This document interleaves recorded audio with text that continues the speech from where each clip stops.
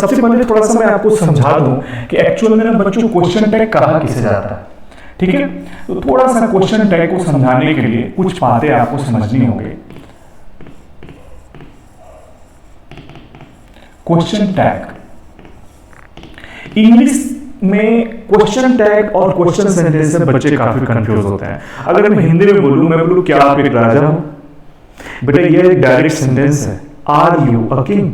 क्या वो एक इंजीनियर है? Is he an engineer?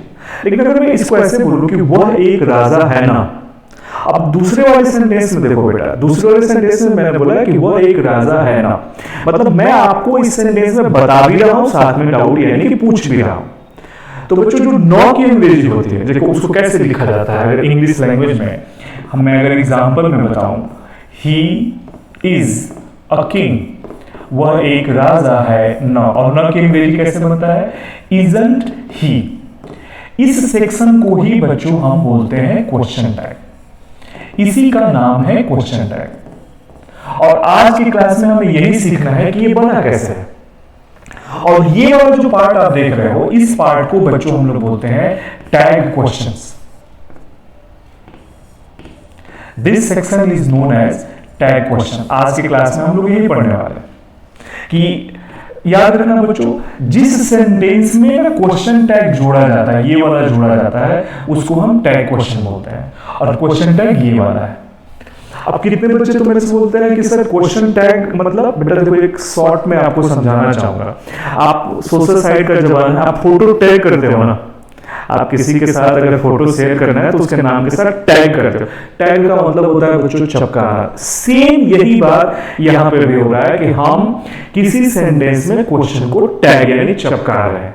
और ये चिपकाने के लिए, मैंने क्वेश्चन टैग करने के लिए हमें कुछ रूल्स को फॉलो करने की जरूरत है। मैं बच्चों इसको थोड़ा डिटेल में डिस्कस करूंगा और आई होप इसमें एक पॉइंट हमें, मुझे नहीं लग रहा है कि डिस्कस करने की जरूरत है। क्वेश्चन टैग में बच्चों ये शॉर्ट फॉर्म लिखा जाता है और मुझे विश्वास है कि शॉर्ट फॉर्म सभी बच्चों को पता है। इज नॉट को इजंट बोलते हैं, कैन नॉट को कांट बोलते हैं, ठीक है, ये एवरीबॉडी नो। तो हम डायरेक्ट चलते हैं यहाँ पे क्वेश्चन टैग बनेगा कैसे। तो इसके लिए बच्चों हम कुछ रूल्स डिस्कस करेंगे। Rules to format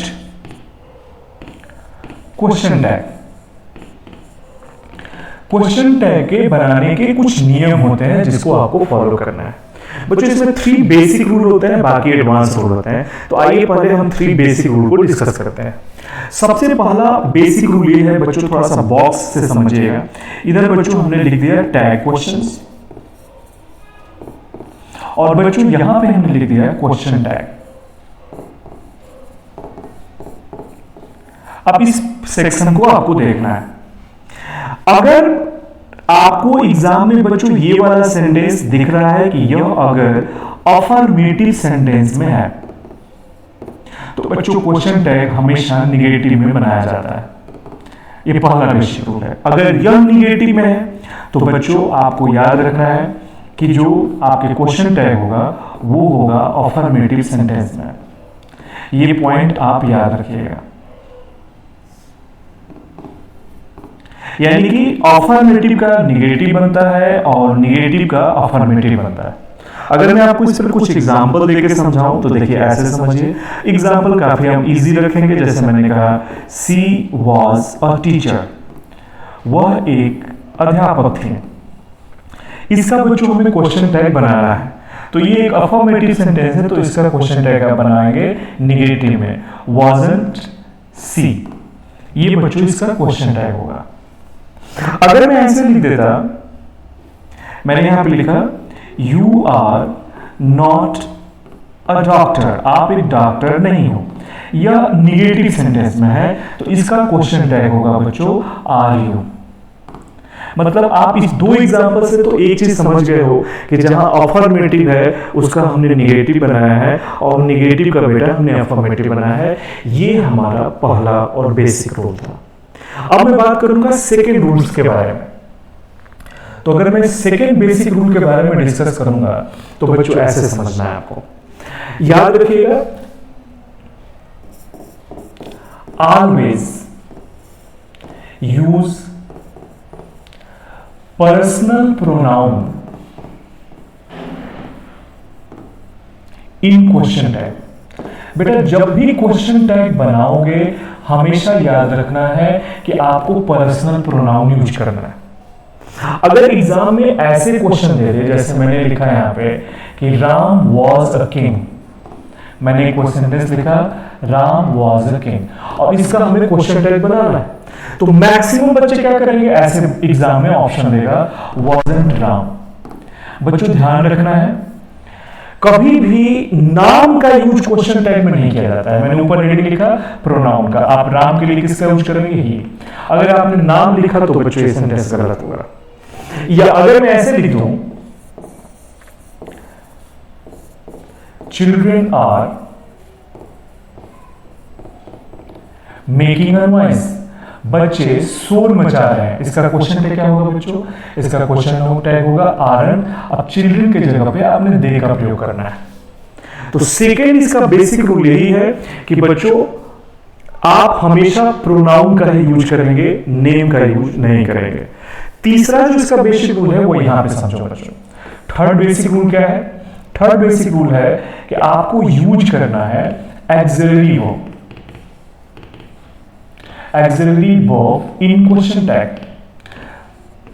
question tag बनाते समय आपको हमेशा एक्सिलरी यानी हेल्पिंग वर्ब का प्रयोग करेंगे। अभी तक मैंने जितने एग्जांपल दिए हैं सेंटेंस में ऑलरेडी एक्सिलरी वर्ब है, वही एक्सिलरी वर्ब बच्चों हमने क्वेश्चन में भी पुट किया है। क्वेश्चन टैग में यहां पे वाज था, यहां पे भी वाज था, यहां पे आर है, यहां पे भी आर है, ये अभी हमने डिस्कस किया था बच्चों। लेकिन देखो बेटा तीन टाइप के ऐसे वर्ब है जहां पे एक्सिलरी वर्ब सेंटेंस में नहीं दिखेगा। जैसे अगर आपको वर्ब की फर्स्ट फॉर्म दिखे तो बच्चों याद रखना क्वेश्चन टैग में आप अपने मन से डू का प्रयोग करोगे। अगर बच्चों वर्ब की सेकंड फॉर्म दिखता है तो याद रखना उसके जगह पे आपको डिड का प्रयोग करना है। और अगर आपको वर्ब की फिफ्थ फॉर्म किसे कहा जाता है, वर्ब में जब आप ए सी एस जोड़ते हैं तो उसको फिफ्थ फॉर्म कहते हैं और बेटा उसके लिए आप यूज करोगे डज का। तो my dear student I hope कि आपको ये समझ में आ रहा है। इन तीन वर्ब को छोड़ के अगर वर्ब थर्ड की बात करें तो बच्चों हैज हैव हैड आता है, उसके साथ एक्सिलरी वर्ब वही क्वेश्चन टैग में बन जाएगा। अगर V4 यानी वर्ब प्लस आईएनजी की बात करें तो बेटा उसके साथ हम is are am was were का प्रयोग करते हैं, वही क्वेश्चन टैग का सब्जेक्ट बन जाता है। अब मैं यहां पे आपको कुछ एग्जांपल से अगर समझाऊं, देखिए जैसे बच्चों मैंने यहां पे लिखा ही प्लेज चेस, मैंने एक सेंटेंस लिखा वह चेस खेलता है। आप इस एग्जांपल में देखो बेटा वर्ब की कौन सी फॉर्म है, फिफ्थ फॉर्म, और इसमें कोई एक्सिलरी वर्ब नहीं दिख रहा है। अब हमें क्वेश्चन टैग बनाने के लिए तो एक्सिलरी वर्ब चाहिए, तो देखो बेटा यहां पे इसका क्वेश्चन टैग क्या होगा, V5 है, तो बच्चों आप यहां पे डज नॉट का प्रयोग करेंगे और डज नॉट का जो शॉर्ट फॉर्म होता है डज नॉट ही का प्रयोग करेंगे। आई बात समझ में। इसी तरह से बच्चों अगर मैं लिख दिया यहाँ पे कि दे का प्रयोग करके मैंने बनाया और लिख दिया यहाँ पे दे प्ले चेस, अब यहाँ पे देखो बच्चों ये वर्ब की फर्स्ट फॉर्म है तो इसमें एक्सिलरी वर्ब नहीं है, तो आपको डू का प्रयोग करना है और यहाँ पे आपको डोंट दे कर देना है। अगर मैं इसको ऐसे लिख दूं, अगर मैं प्ले की जगह पे प्लेड कर देता, ऐसे बोलता दे प्लेड चेस, आप इस सेंटेंस को देखोगे तो ये वर्ब की सेकंड फॉर्म है, तो बच्चों यहां पे क्या लिख दोगे आप, डिड नॉट का प्रयोग करोगे, डिड नॉट दे। और बाकी बच्चों अगर कोई भी वर्ब दिख रहा है, याद रखिएगा सेंटेंस में कोई भी अगर आपको इसके अलावा वर्ब दिख रहा है तो बच्चों उसके साथ हेल्पिंग वर्ब रहेगा, वही उठा के आपको क्वेश्चन टैग में रख देना है। बच्चों देखो ये तीन जो मैंने बताया है ये बेसिक रूल है, we just discuss 3 basic rules. Now ये शायद आपको बुक्स में भी ये बातें मिल जाएंगे। आप अगर कोई ग्रामर की बुक पढ़ रहे हैं, कंपटीशन की प्रिपरेशन कर रहे हैं, तो आपको बुक में इजीली ये 3 बातें आसानी से मिल जाता है। लेकिन अब जो मैं डिस्कस करने वाला हूं that is the most important part. इसके अलावा क्या होता है, ये 3 तो बेसिक है। तो आइए बच्चों हम नेक्स्ट की तरफ चलते हैं और अब चलते हैं इंपॉर्टेंस रूल की तरफ।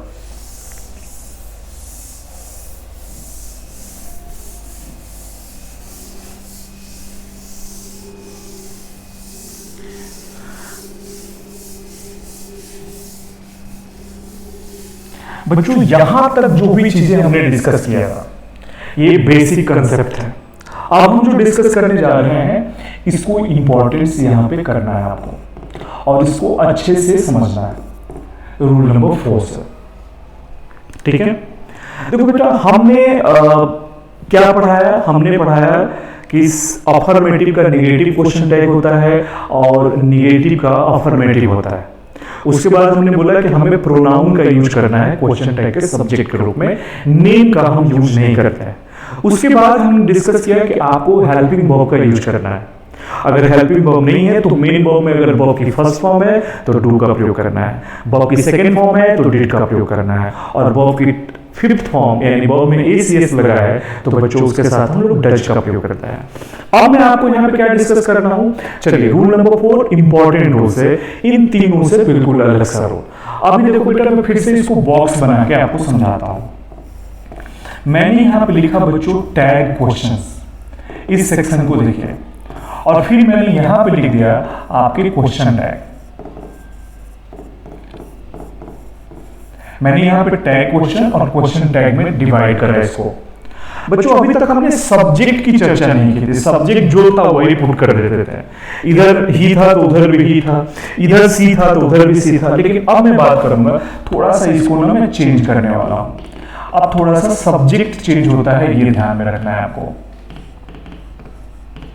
देखो बच्चों, अगर ये टैग क्वेश्चन का सब्जेक्ट याद रखना बच्चों, अगर आपको दिस और दैट वर्ड दिखता है तो बच्चों हमेशा याद रखना क्वेश्चन टैग का सब्जेक्ट कभी दिस दैट नहीं होता है। आप इसके लिए जो वर्ड यूज करेंगे वो होगा इट। इसी तरह से बच्चों अगला जो वर्ड होता है दीज और दोज। अगर क्वेश्चन टैग का सब्जेक्ट देखो यहाँ पे, अगर टैग क्वेश्चन का सब्जेक्ट क्या है बच्चों, दीज और दोज है। मैं फिर से लिखता हूं, तो बच्चों इसका जो क्वेश्चन टैग बनता है वो बनता है आपका दे। इन चारों के लिए आप अलग से ईट और दे का प्रयोग करेंगे। लेकिन बच्चों पता है बच्चे किसका बदल देते हैं? अगर कोई सेंटेंस देयर से स्टार्ट होता है तो बच्चों याद रखना देयर का नहीं बदलता है, देयर का देयर ही रहेगा। अगर वन रहता है तो वन का वन ही होगा, ये आप याद रखिएगा। बदलना है आपको दिस दैट और दीज दोज को, आप देयर और वन को नहीं बदलोगे। अब मैं आपको एक एग्जांपल से समझाता हूं बच्चों, जैसे मैंने लिखा है यहाँ पे, मैंने यहाँ पे लिखा that was my old house, वह मेरा पुराना घर था। अब मुझे बेटा इसका क्वेश्चन टैग बनाना है, तो जनरली बच्चे क्या करेंगे, वाज है तो वाजंट करेंगे। अब बच्चों देखो ये दैट जो है यहाँ पे नहीं आएगा, आप दैट के लिए किसका प्रयोग करेंगे, ईट का प्रयोग करेंगे, तब जाके सेंटेंस सही होगा। अगर आपने वहां पे दैट लगाया तो गलत है, या आप दीज दोज में भी अगर ऐसे दे दे, जैसे मैंने लिखा दोज आर बर्ड्स, और मैं कहूंगा कि इसका क्वेश्चन टैग क्या होगा, तो इसका क्वेश्चन टैग होगा बच्चों आरंट दे। यहां पे अगर पेपर में दोज दे दिया तो बेटा गलत है। अच्छा, लेकिन आपको पता है एक प्रॉब्लम क्या होता है बच्चों, एक बढ़िया वाला प्रॉब्लम है, क्योंकि देयर मेन सब्जेक्ट नहीं होता है। एक राजा था, देयर वाज अ किंग, इसमें किंग मेन सब्जेक्ट होता है। लेकिन बच्चे क्या करते हैं, किंग के अकॉर्डिंग यानी कि सब्जेक्ट का यूज करते हैं, जबकि बेटा देयर वाला कंसेप्ट में ये वाला रूल अप्लाई नहीं होता है। जैसे मैं अगर ऐसे लिख दूं, देयर वाज अ किंग, एक राजा था, और मैं पूछूंगा कि इसका क्वेश्चन टैग क्या होगा, तो जैसे ही मैंने देयर वाज अ किंग करा तो इसका क्वेश्चन टैग होगा बच्चों वाजंट देयर। पेपर में देगा ही, क्योंकि बच्चों समझेंगे कि नो किंग ही मेन सब्जेक्ट है, देयर यहाँ पे इंट्रोडक्शनरी सब्जेक्ट है, बट देयर में दिस दैट और दीज दोज का रूल अप्लाई नहीं होता है। ऐसे ही वन के साथ भी याद रखिएगा, जैसे मैंने कहा वन कैन डू इट, इसका क्वेश्चन टैग क्या होगा बच्चों, कैन का नेगेटिव क्या होगा, कांट, और one, one as it is रहेगा, इन दोनों को नहीं बदलना है। आपको जब भी बदलना है तो दिस दैट और दिस दोज को ही बदलना है। अब एक और अच्छा चीज मैं आपको समझाने वाला हूं बच्चों, इसको नंबर 5 में याद रखिएगा। रूल नंबर 5 में होता क्या है कि अभी हमने क्या पढ़ा यहाँ पे कि दिस दैट दिस दोज क्या जगह पे ईट और दे का प्रयोग करते हैं। आपको ये अच्छे से पता होगा बच्चों की जो दिस दैट दिस दोज है ये सेंटेंस में मॉडिफायर का भी काम करता है। मॉडिफायर का मतलब होता है यह नाउन के साथ आ सकता है। तो इस वाले रूल में हम यही सीखने वाले हैं कि अगर पेपर में, यहां पे ध्यान रखना बच्चों, if this that this those, अगर पेपर में ये 4 वर्ड कैसे यूज होता हो तो यूज एज मॉडिफायर। मैं फिर से समझाता हूं मॉडिफायर एक्चुअल में होता क्या है, थोड़ा इसको समझाते हैं फिर इसके रूल समझाते हैं। बच्चों मैंने कहा दिस इज अ पेन, यहाँ पे दिस प्रोनाउन है ये वाला, लेकिन अगर मैं कहूँ कि दिस पेन इज ब्लैक, मेरी बात समझिए, जैसे ही दिस के साथ पेन वर्ड जुड़ा तो दिस बन गया मॉडिफायर। इसे आप एडजेक्टिव भी बोल सकते हैं, इसे हम डेमोन्स्ट्रेटिव एडजेक्टिव भी बोलते हैं। बच्चों अगर दिस दैट दिस दो इन चारों वर्ड के साथ नाउन जुड़ गया तो ये रूल आप अप्लाई नहीं करेंगे। अगर नाउन जुड़ गया तो आपको क्या करना है, use the subject of question tag as noun, आपको यूज करना होगा नाउन के रूप में। बच्चों जो नाउन हम डिस्कस कर रहे हैं, जो नाउन उसके साथ लगेगा उसके हिसाब से, जैसे एग्जांपल से अगर मैं आपको समझाऊं, देखो बच्चों मैंने लिखा है यहां पे कि that girl was dancing well, वह लड़की अच्छा नाच रही थी। क्वेश्चन टैग क्या होगा, वाज है तो वाज का निगेटिव आप बनाइएगा, वाजंट करेंगे। अब प्रॉब्लम आता है सब्जेक्ट का, अब दैट की जगह इट नहीं लगेगा क्योंकि इसके साथ नाउन आया है, तो इस नाउन को देख के आप गर्ल के लिए क्या लगाओगे बच्चों, सी का प्रयोग करोगे, तब जाके ये सेंटेंस सही होगा। जैसे इसी तरह से मैंने बोला कि यह आदमी सच बोलता है, मैंने लिखा this man speaks the truth, यह आदमी बच्चों सच बोलता है, इसका हमें क्वेश्चन टैग बनाना है। अब जैसे ही इसका क्वेश्चन टैग पेपर में देगा तो बच्चे क्या करेंगे, दिस के नहीं लगाना, मैन के अकॉर्डिंग। पहले तो बेटा स्पीक्स से V5 थे तो इसका आप डज कर लोगे, और डज का निगेटिव होगा डजंट, और यहां पे मैन के लिए जो वर्ड यूज होता है वो होता है ही। यहां पे बेटा मैंने लिखा doesn't he is the right word. तो आई होप कि फोर्थ और फिफ्थ आपको बड़े अच्छे से समझ में आ गया होगा। कोई डाउट है किसी बच्चे को? आई डोंट थिंक कि कोई डाउट होना चाहिए। अब मैं बात करूंगा बच्चों नेक्स्ट क्वेश्चन इस पर कैसा आता है। अगर मैं नेक्स्ट क्वेश्चन की बात करूं, इसको इरेज करते हैं बच्चों।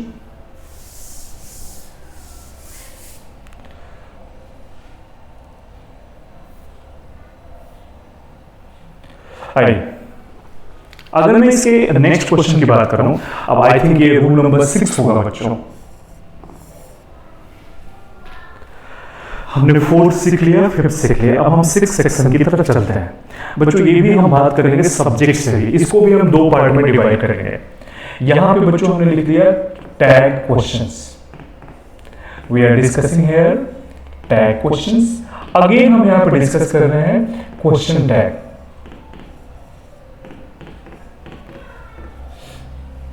और फिर से बच्चों हम डिस्कस कर रहे हैं वही सब्जेक्ट का प्रॉब्लम।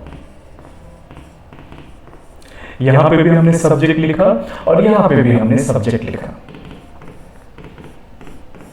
जैसे बेटा दिस दैट के लिए ईट आ रहा था, दिस दोज के लिए आपका दे आ रहा था।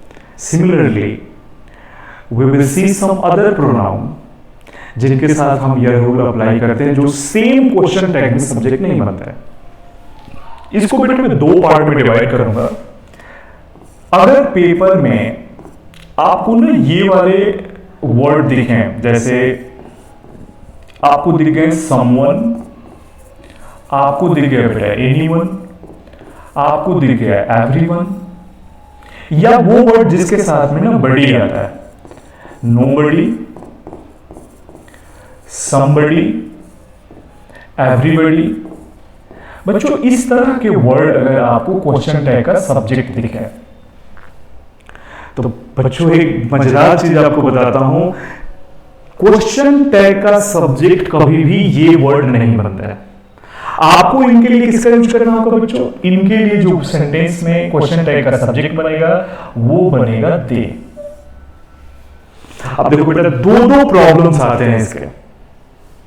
दो प्रॉब्लम का मतलब क्या है? एक तो बेटा समवन हु नहीं आएगा, एनीबॉडी हु नहीं आएगा, इसके जगह पे आपको दे का प्रयोग करना। अब देखो बेटा वर्ब भी बदलेगा, क्योंकि आपको पता है कि जिस वर्ड के अंत में वन और बड़ी आता है ये सिंगुलर सब्जेक्ट होता है, लेकिन दे क्या है बेटा यहाँ पे प्लूरल सब्जेक्ट है, तो आपका वर्ब भी बदलेगा, ये ध्यान में रखना होगा आपको। अब जैसे बच्चों मैं एक क्वेश्चन देता हूं यहाँ पे, मैं आपको एग्जाम्पल से समझाता हूं। जैसे बच्चों मैंने लिखा है यहाँ पे everyone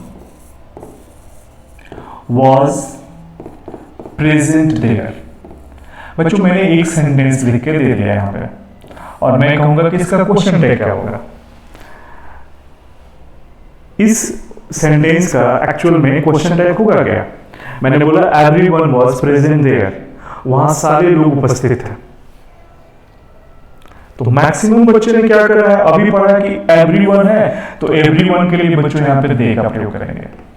अब आपको पता है इसके लिए ना वाज आया है, बट दे के लिए वाज थोड़े आता है, तो इसके लिए क्या आता है वर। तो आप यहां पे वर का प्रयोग करेंगे, वरंट का प्रयोग करेंगे, तब जाके ये सेंटेंस सही होगा। अब जैसे बच्चों मैंने लिखा है यहां पे, अब बच्चों एक एग्जांपल में मैं दे रहा हूं यहां पे, मैंने लिखा nobody was absent in my class। अब मैं आपसे पूछूंगा कि इस सेंटेंस का क्वेश्चन टैग क्या होगा? एनीबॉडी? मैं देखना चाहता हूं कितने बच्चों का इसका राइट आंसर आया हुआ है।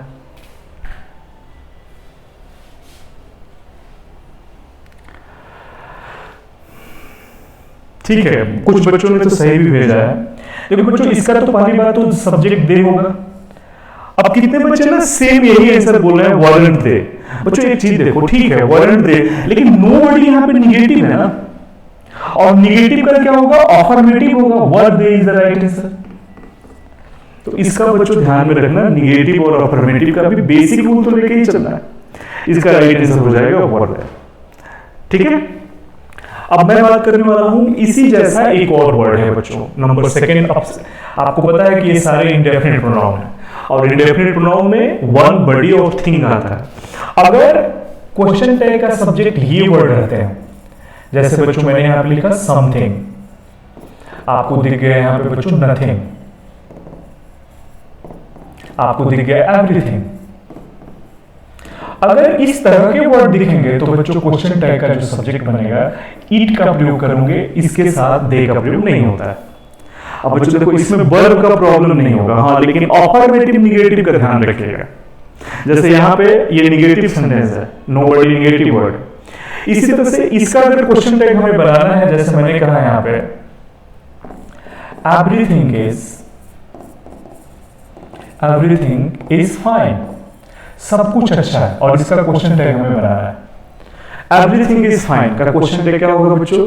तो इज का प्रयोग करेंगे, इजंट हो जाएगा, और एवरीथिंग के लिए किसका प्रयोग करेंगे? ईट का प्रयोग करेंगे। इसमें वर्ब का प्रॉब्लम नहीं आएगा, क्योंकि ईट भी सिंगुलर है, ये भी सिंगुलर है। मुझे जहां तक लग रहा है कि बच्चों ये रूल भी आपको अच्छे से समझ में आया होगा। क्वेश्चन टैग का यह भी एक अच्छा रूल है। अब हम बात करेंगे नेक्स्ट क्वेश्चन की तरफ। नेक्स्ट क्वेश्चन हमारा कैसा आता है वो देखते हैं। मैं इसको इरेज करता हूं। अब देखो बेटा पॉइंट नंबर 7, आइए पॉइंट नंबर 7 क्या कहता है ये देखो बच्चों।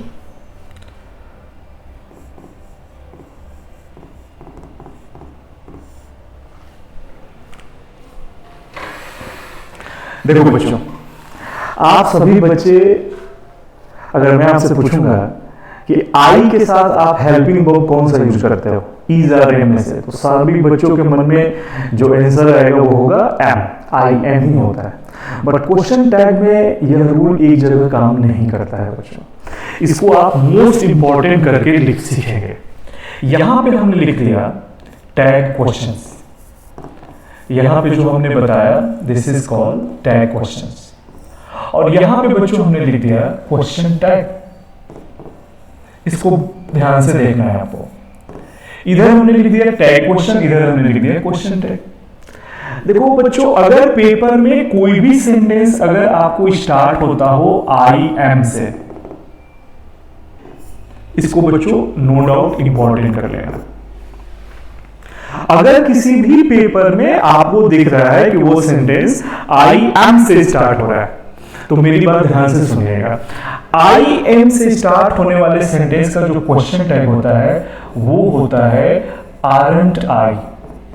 आप एमंट आई का प्रयोग नहीं कर सकते हैं। अब आप हमसे पूछेंगे सर ऐसा क्यों होता है?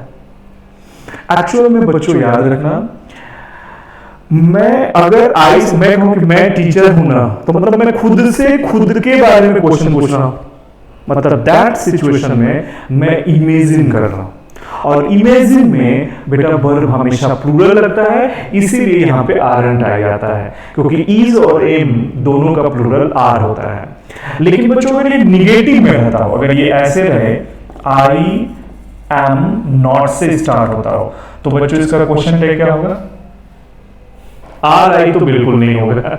बच्चों देखो निगेटिव में इमेजिनेशन नहीं होता है, निगेटिव का आप एज इट इज बनाओगे, एम आई का प्रयोग करोगे। ये एक इंपॉर्टेंट रूल है।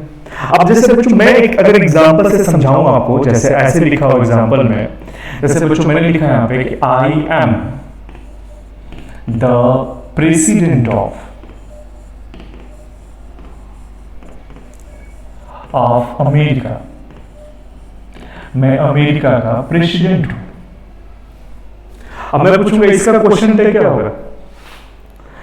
इसका क्वेश्चन टैग, अच्छा बच्चों ने तो आंसर दिया है एम एमंट आई होता ही नहीं, बच्चों मैंने अभी बताया, इसका क्वेश्चन टैग होगा आरंट आई।